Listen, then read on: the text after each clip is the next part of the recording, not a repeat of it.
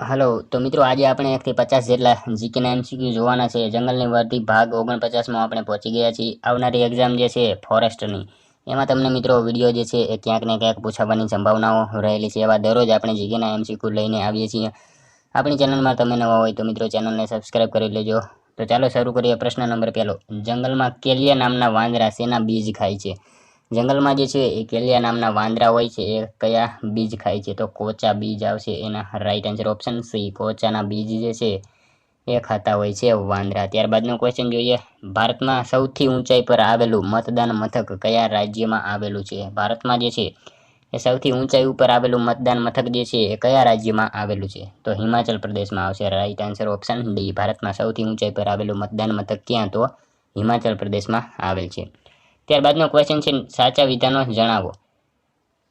વિશ્વમાં રીંછની કુલ 8 પ્રજાતિઓ છે. ભારતમાં તેમાંની 4 પ્રજાતિઓ અસ્તિત્વ ધરાવે છે. અહીં આપેલા બંને વિધાનો મિત્રો સાચા થશે કે વિશ્વમાં જે છે રીંછની કેટલી પ્રજાતિઓ? તો 8 પ્રજાતિઓ જોવા મળે છે અને ભારતમાં તેમાંની જે છે એ 4 પ્રજાતિઓ અસ્તિત્વ ધરાવે છે. બંને વિધાનો જે છે એ સાચા થશે.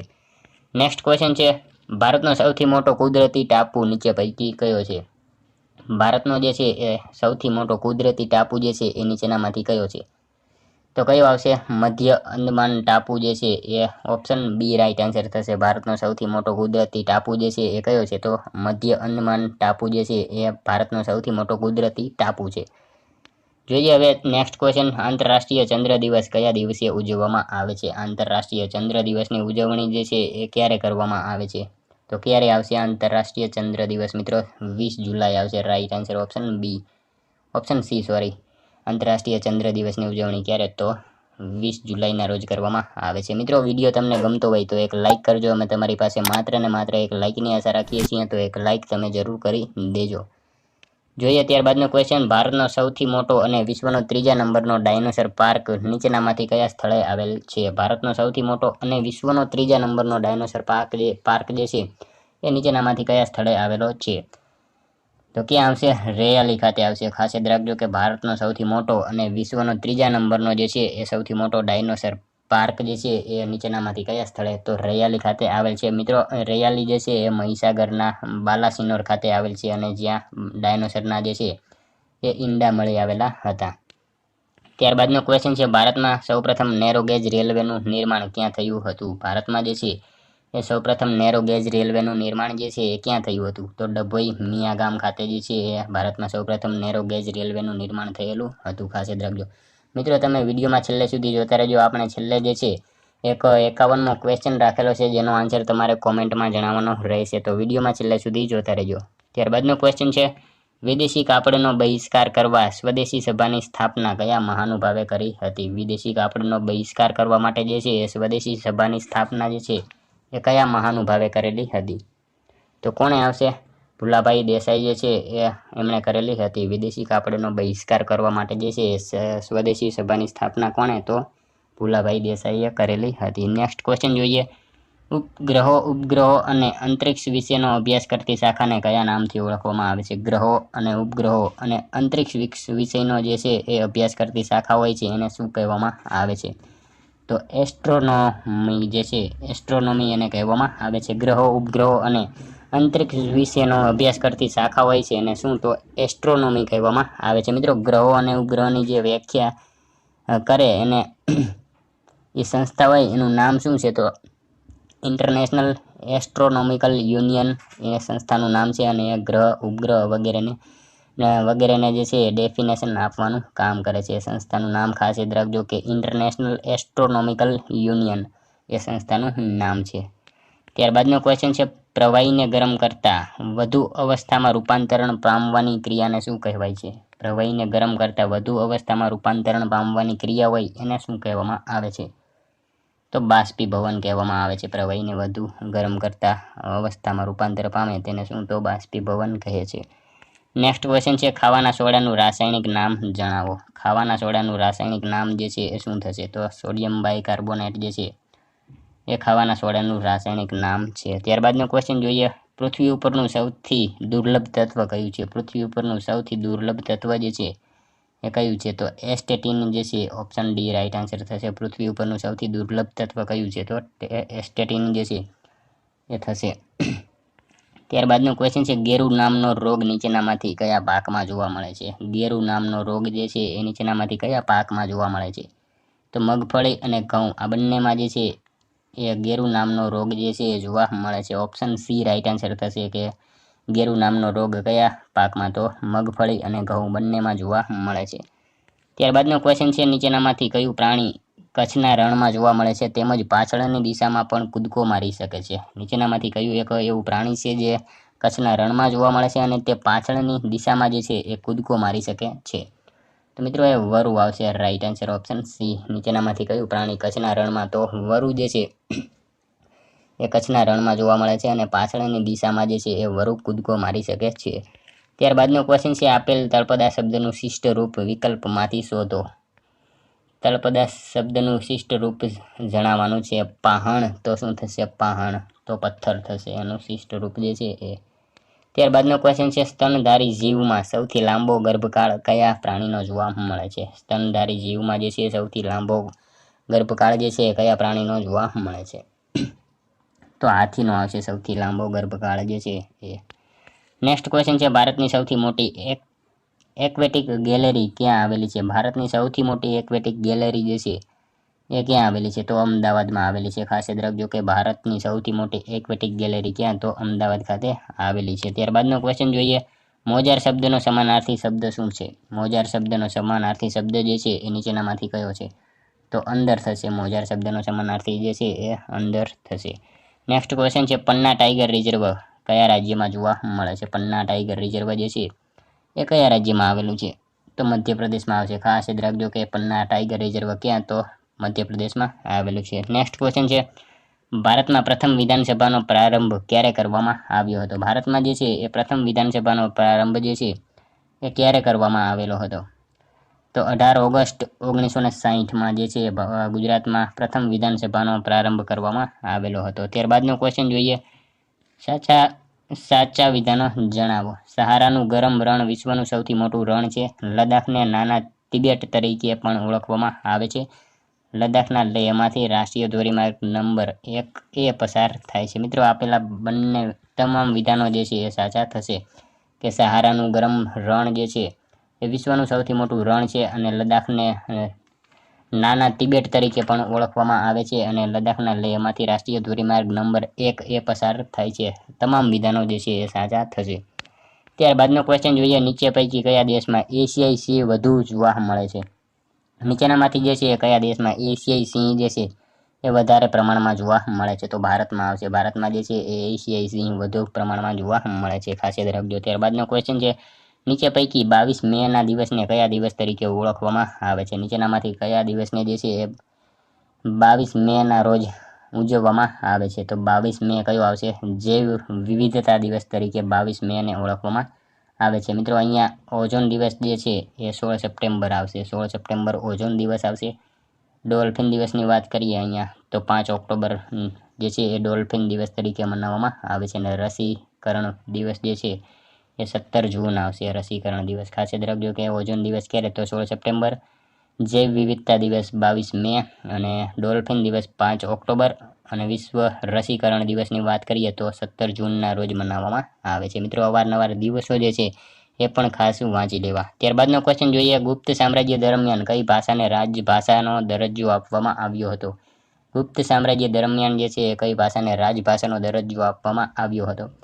તો સંસ્કૃત ભાષાને આવશે. ગુપ્ત સામ્રાજ્ય દરમિયાન કઈ ભાષાને રાજભાષાનો દરજ્જો? તો સંસ્કૃત ભાષાને રાજભાષાનો દરજ્જો આપવામાં આવેલો હતો. કયા સામ્રાજ્યમાં? તો ગુપ્ત સામ્રાજ્યમાં. મિત્રો ગુપ્ત સામ્રાજ્યમાં એને દરમિયાન જે છે ચીની યાત્રાળુ ફાહિયાન જે છે એ વિદેશી યાત્રાળુ જે છે એ ભારતમાં આવેલો હતો અને તેણે પણ ભારતમાં આવીને સંસ્કૃત ભાષાનો અભ્યાસ કર્યો હોય એવું માનવામાં આવે છે.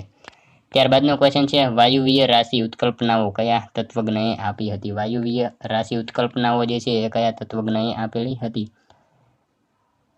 તો કોને આવશે?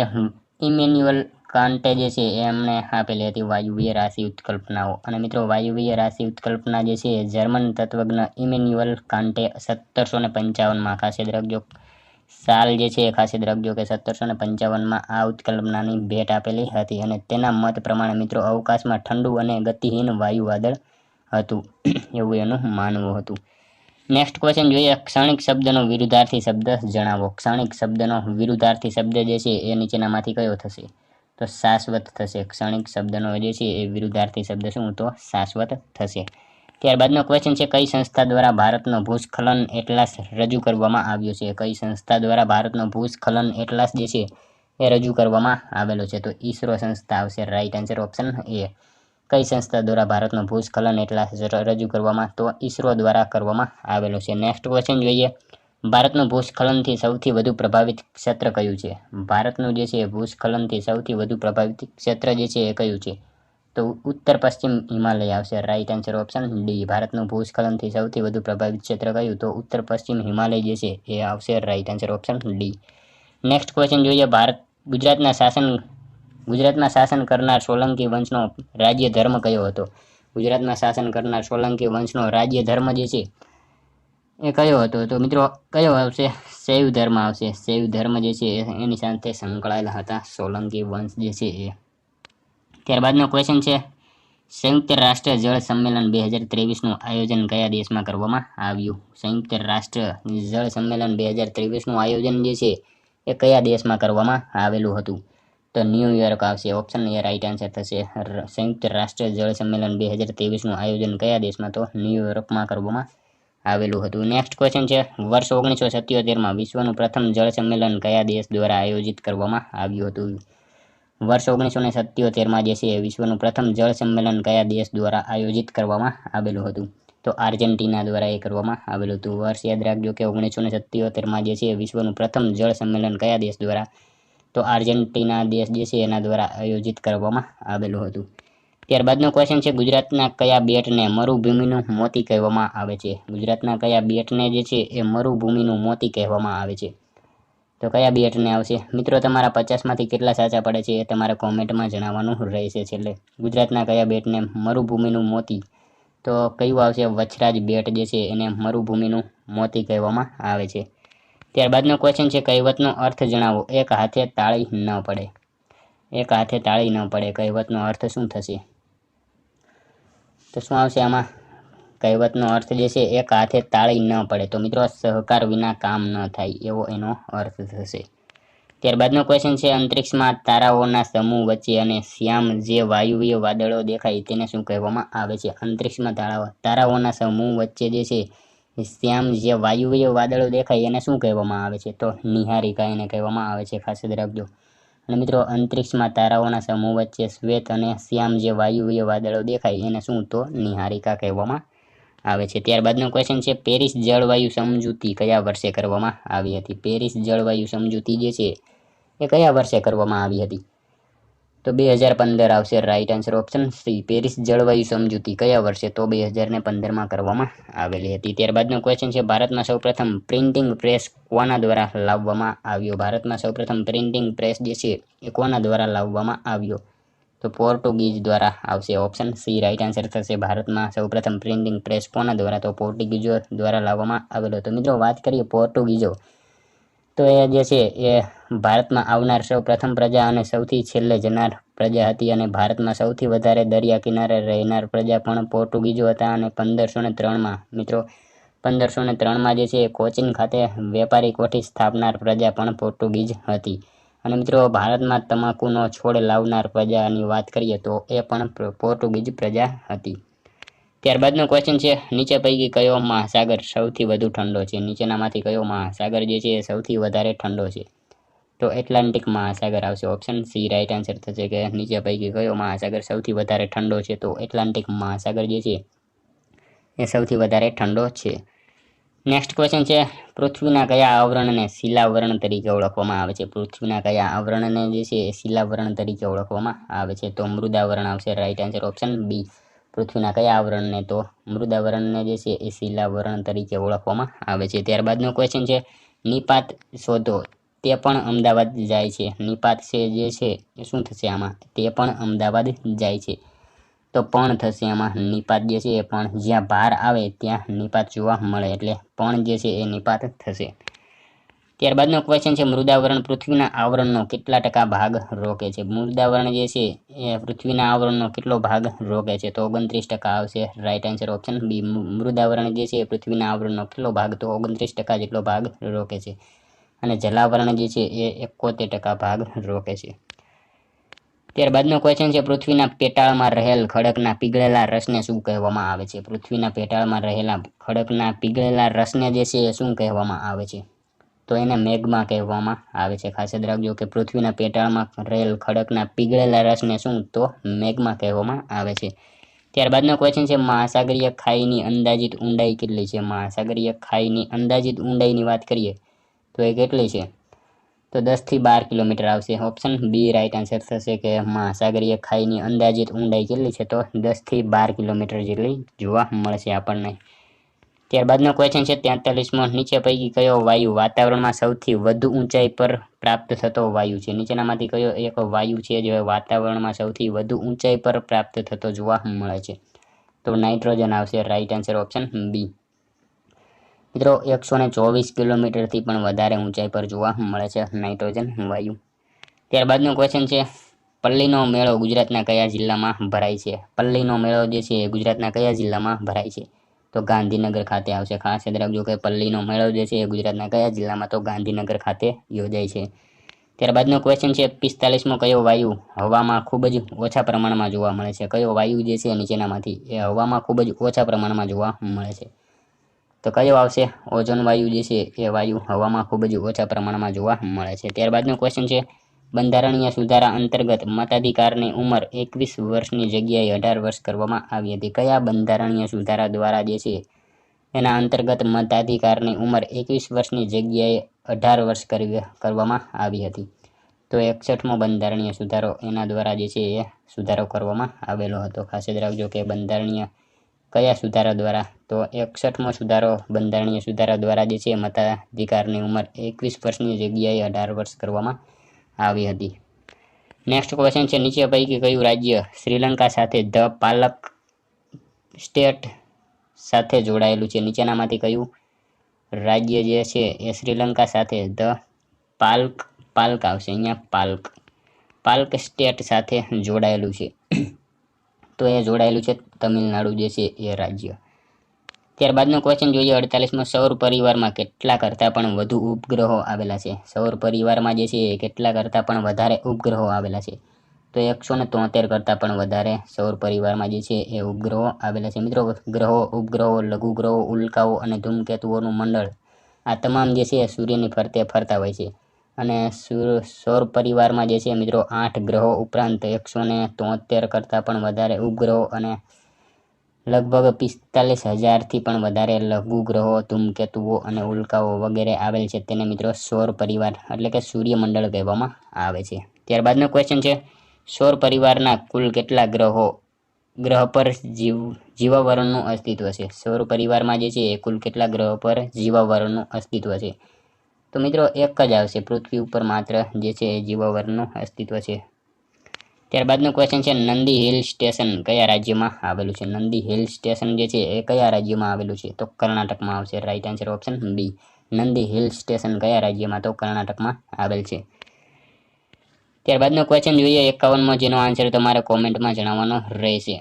સૌથી વધારે વાઘ કયા રાજ્યમાં જોવા મળે છે? સૌથી વધારે વાઘની વાત કરીએ તો કયા રાજ્યમાં જોવા મળે છે? મિત્રો આનો આન્સર તમારે કોમેન્ટમાં જણાવવાનો રહેશે. સૌથી વધારે વાઘ જે છે એ ગોવા, પંજાબ, મધ્યપ્રદેશ કે ગુજરાત કયા રાજ્યમાં જોવા મળે છે? આનો આન્સર મિત્રો તમારે કોમેન્ટમાં જણાવવાનો રહેશે. તો મિત્રો આ તો વિડીયો તમને કેવો લાગ્યો? પસંદ આવ્યો હોય તો એક લાઇક કરજો, તમારા મિત્રો જોડે શેર કરજો. આપણી ચેનલ પર તમે નવા હોય તો મિત્રો ચેનલને જરૂરથી સબસ્ક્રાઈબ કરી દેજો. આપણી ચેનલમાં તમને આવા ઘણા બધા જીકેના વિડીયો જોવા મળશે અને દરરોજ સવારે 8 વાગે આપણી ચેનલમાં તમને વિડીયો જોવા મળશે. તો આપણી ચેનલ સાથે જોડાયેલા રહેજો. મળશું હવે કાલે બીજા વિડીયો સાથે. ત્યાં સુધી જય હિન્દ, વંદે માતરમ.